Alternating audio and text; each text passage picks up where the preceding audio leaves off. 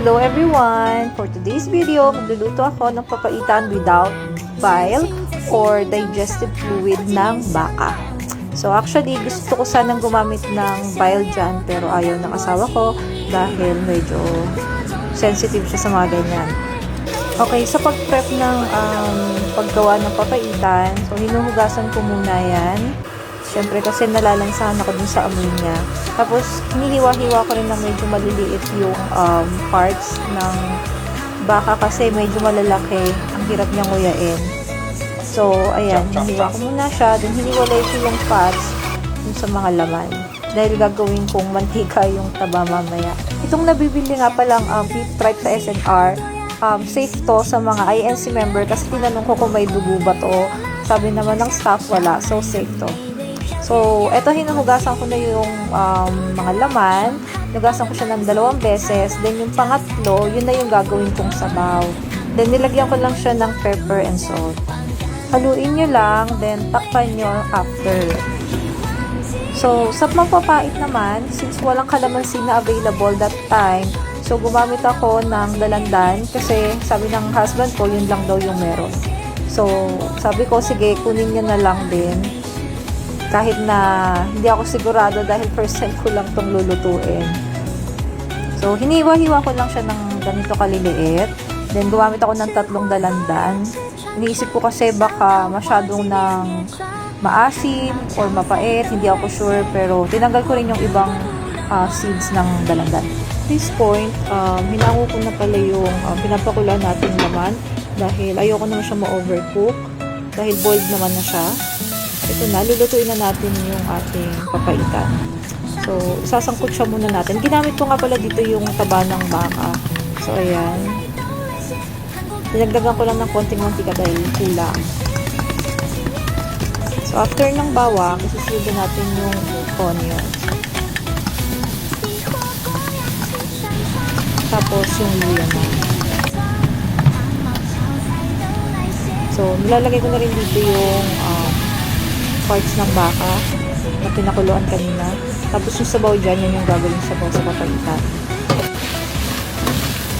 So, ayun, sasangkot siya lang natin siya ng ilang minuto. Naglagay na rin ako dito ng rock salt.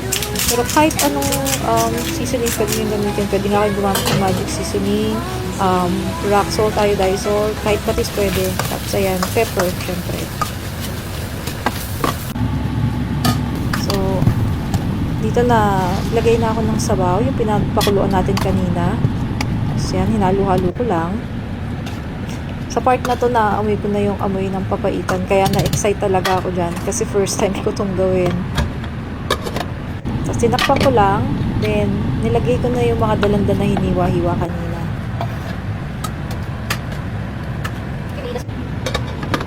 Tapos, sinakpan ko ulit. Then, after ilang minutes, nagdagdag lang ako ng 1 basong tubig.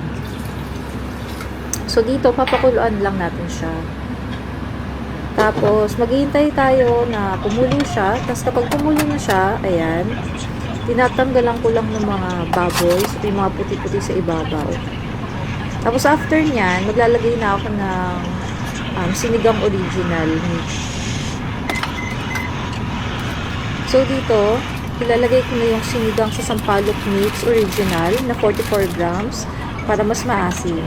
Ayan, sakto lang siya dun sa nagawa kong sabaw. Ayan, then halu-haluin lang. Tapos nilagay ko na rin yung green chilies para may konting anghang. Then tikiman time. Okay naman siya pero masyadong maasim kaya naglagay din ako ng konting patis para mas lalo siyang sumarap. And yes, mas masarap siya ng may patis. Yan. Hindi pa ako sure sa lasa kaya inulit-ulit ko siyang tikman. So, parang inisip ko dyan may kulang pa. So, ayun, naglagay ako ng pepper. Then, ayan na. Ready to serve na. And excited na akong kumain dyan dahil gutom na rin ako. And then, ang tagal ko nang hindi nakakain ng papaitan. So, ito na yun. Luto na. Ayan yung dalandan sa ibabaw. And grabe, ang sarap nito guys. You must try this. Kasi, nalasahan ko yung pait from dalandan. And legit talaga. May pait siya. And nung natikman ko, okay naman yung lasa. Hindi siya ganun kapait, hindi rin ganun kaasim.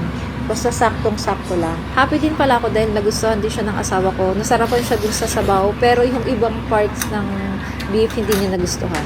I hope you guys enjoyed watching my video. Thank you for watching. Bye!